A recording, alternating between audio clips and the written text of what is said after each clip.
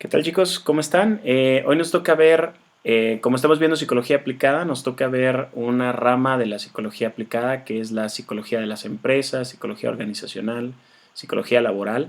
Este, de alguna manera como tiene ciertas como sutilezas, pero nosotros vamos a englobar estas en lo mismo. Por ahí de sexto semestre ustedes van a tener una clase de psicología laboral con la maestra Laura García, que pues bueno, ella ha trabajado en diferentes organizaciones y demás, y pues hasta donde sé está muy interesante su clase, ¿no? Entonces, bueno, nosotros vamos a revisar como generalidades nada más para que ustedes vayan entendiendo cómo hacia dónde va esta rama. Y empezamos con que pues estudia la conducta de la gente en el trabajo y en los ambientes organizados. Un ambiente organizado, hay diferentes lugares donde no necesariamente es trabajo, ¿no? O sea, donde no necesariamente hay una paga y cosas como esa, pero pues en general tomamos la organización cuando hablamos de trabajo, cuando hablamos de una paga, cuando hablamos de empleo, cuando hablamos de tal y tal, ¿no? Por eso la diferencia como entre psicología del trabajo, psicología de las organizaciones, una organización no necesariamente es un trabajo, pero bueno, vamos a tomarlos por cuestiones de la clase como sinónimo por esta ocasión, ¿no?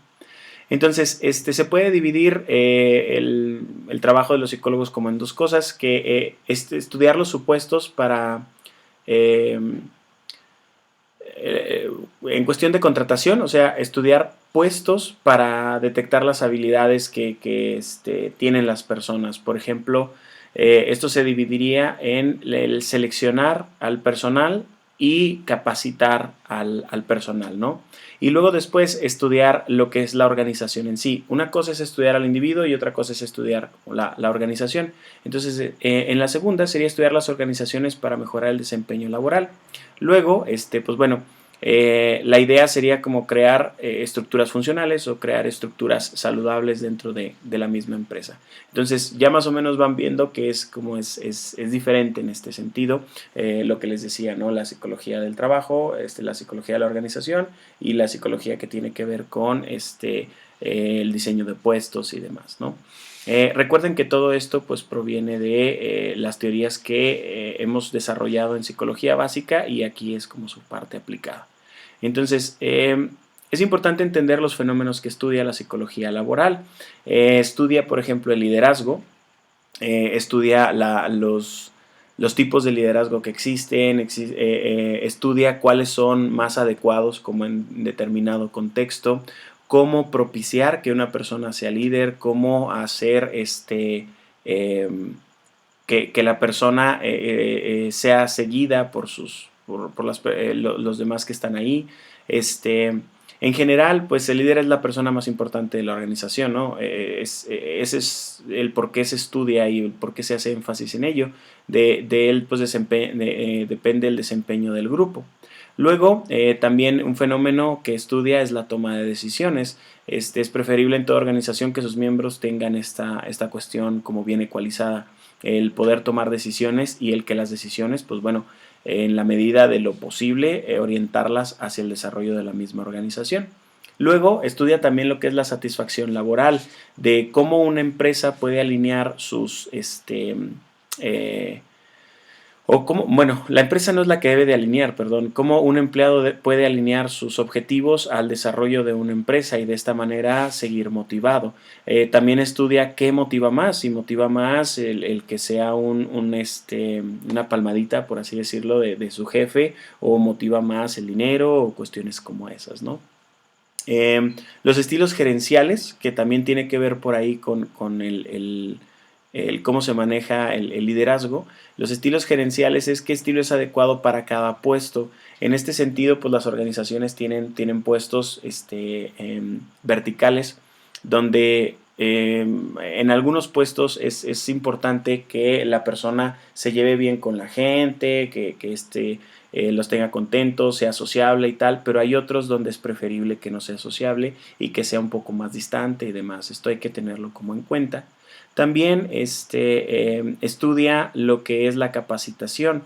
La capacitación es como volver capaz a una persona, lograr que todos los empleados tengan el mismo desempeño y decidan cómo basarse en la visión de la empresa. Entonces, cuando nosotros estamos ahí cuando los psicólogos intervenimos en una cuestión de organización, necesitamos entender cómo darle a las personas la información que ellos necesitan manejar y cómo asegurarnos de que ellos obtengan esa información, asegurarnos de que las personas estén más alineadas hacia la empresa a través de que sus capacidades sean mediadas a través de la información que nosotros les damos. A eso es a lo que le llamamos capacitación. Entonces, pues es importante entender los procesos necesarios para que una persona aprenda, ¿no? Por ahí la cuestión de las teorías del aprendizaje. Y finalmente lo que es la motivación laboral. Las estrategias a corto, mediano, largo plazo para cambiar el desempeño del trabajador, para que el trabajador, como tiene como sus logros dentro de la empresa, que estos logros nunca terminen y que se mantenga motivado, ¿no? Todo esto, si se fijan, es nada más una cuestión de aplicar las técnicas aprendidas de la psicología básica en cuestión de motivación, en cuestión de dinámica de grupos, en cuestión de otras teorías del aprendizaje, por ejemplo, para que tengan un impacto positivo en la organización de la empresa. Entonces, la psicología organizacional pues trata de responder ciertas preguntas. Por ejemplo, la pregunta de qué es mejor una empresa grande o una empresa pequeña, qué es mejor el tener como varios jefes o tener solo uno. Ese tipo de cuestiones, pues se mete la psicología laboral a estudiar las empresas, sobre todo las empresas que son exitosas, y a tratar de clonar los métodos que utilizan las empresas exitosas en algunas otras empresas, ajustándolos obviamente a su tamaño, ¿no? Por ejemplo, estudian empresas como Disney, empresas como Google, y hacen que sus métodos se vuelvan viables para las empresas más pequeñas, ¿no? Obviamente que no tienen como el presupuesto de Google, de Disney, bla, bla, bla, ¿no? Entonces, pues bueno, hay teorías que, por mencionarles algunas, hay teorías que tienen como su núcleo ahí en la psicología laboral. Este tipo de teorías pues son como dirigidas precisamente a que haya un mejor desempeño y a que la organización sea como más saludable. Hay una teoría que se llama la teoría X, que tiene que ver, o le llaman como de administración científica. Se basa en la medición de los tiempos y en el análisis de las tareas, la especialización de funciones y los programas de pago. O sea, es como incrementar la eficiencia a través de tomar como los tiempos y luego que las tareas tengan cierta como función muy específica y modificarlas precisamente para incrementar la producción. Ahora, los programas de pago para seguir incentivando a la persona. En esta teoría, el empleado es visto como una extensión de las máquinas con las que labora. O sea, es una teoría que se emplea en que se utiliza para que el empleado sea trabaje con las máquinas y aumente la eficiencia de las máquinas y viceversa, que las máquinas aumenten la eficiencia del empleado.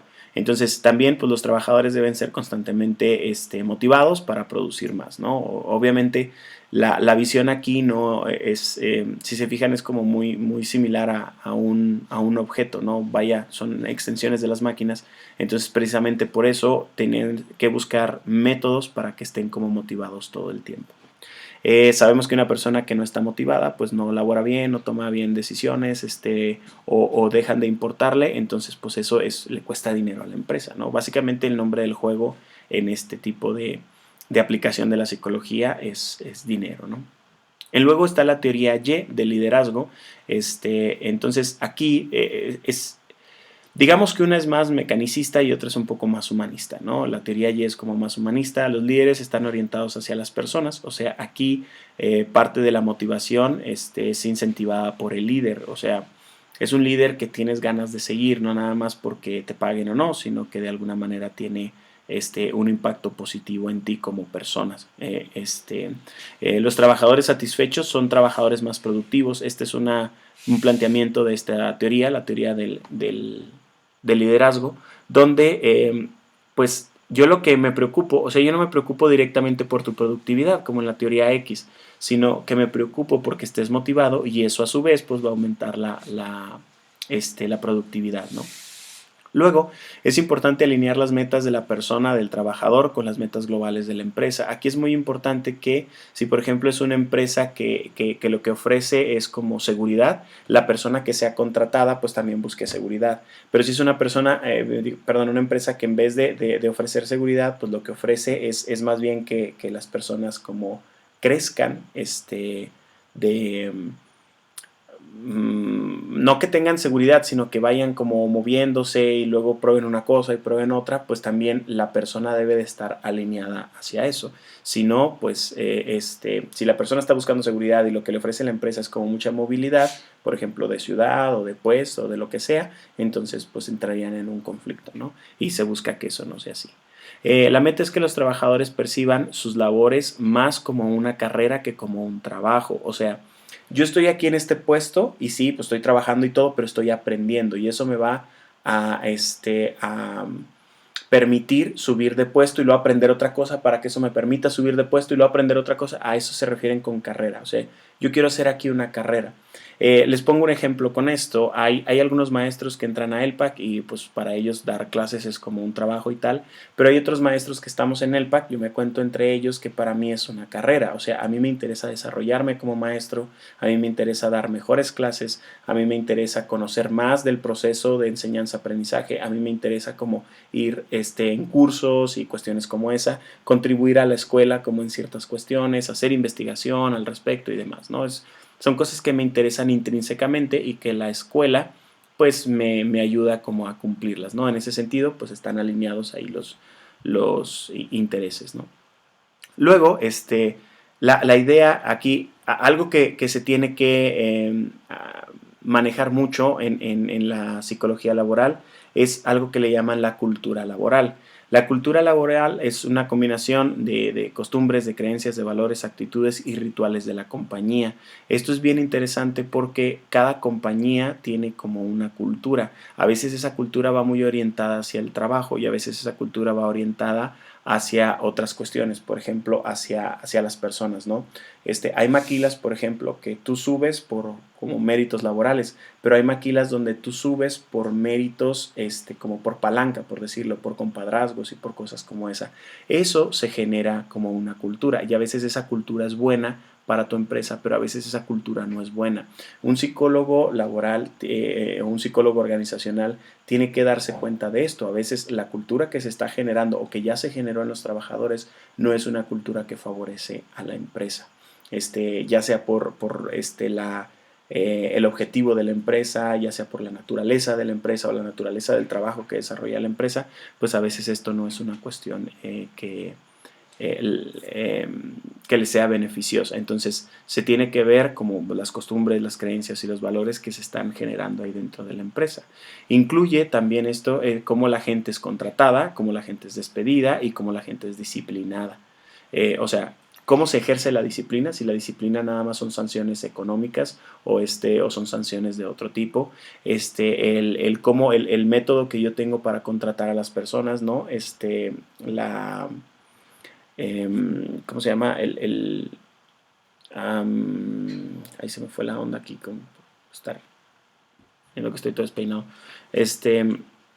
La forma en la cual tengo mi método para contratar las personas, los filtros que yo tengo, a veces los filtros son muy fuertes y esto pues me genera una contratación lenta pero pues eficiente, pero a veces necesito contratar a tantas personas y hay tanta rotación que los filtros se convierten en algo muy laxo y pues casi cualquier persona entra, ¿no? También esa es una cuestión de cultura de la empresa, por naturaleza de la exigencia.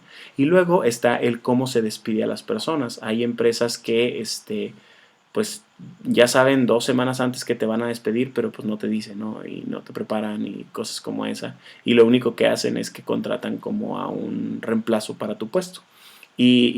Muchas personas es como, en muchas maquilas es la guasa, ¿no? De que si contratan a alguien que hace lo mismo que tú, pues entonces vas para afuera, ¿no? Pero no te dicen, este tipo de cuestiones se vuelve como una cuestión de cultura. Y eso puede generar que los empleados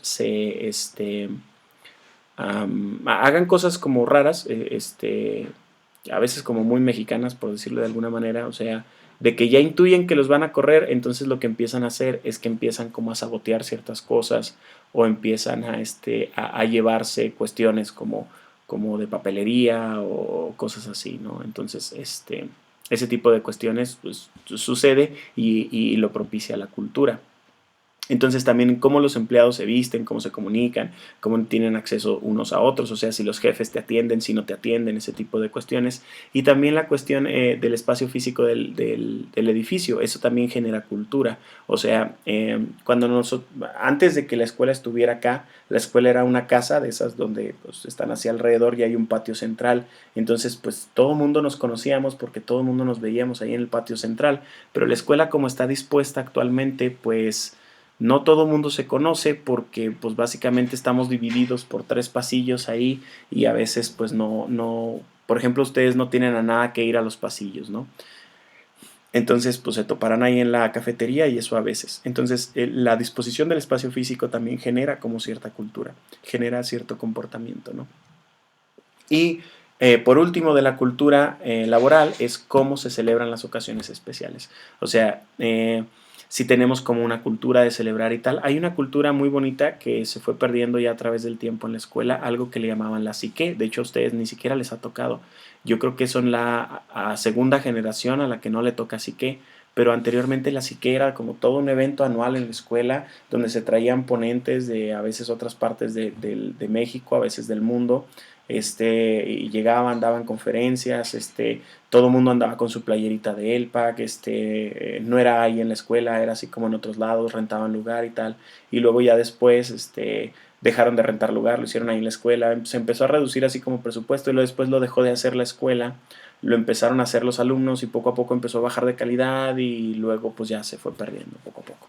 La verdad es que es una lástima, así que era algo muy muy bueno que se está empezando a querer recuperar, pero ya van 2 cosas que le pegan como económicamente a la escuela y pues no se ha reiniciado. Esto es algo que le ha pegado como económicamente a la escuela, ¿no? Entonces, pues bueno, esa es la cuestión de la psicología laboral. Por ahí les voy a dejar el video para que en la clase tengan como esta parte de las respuestas.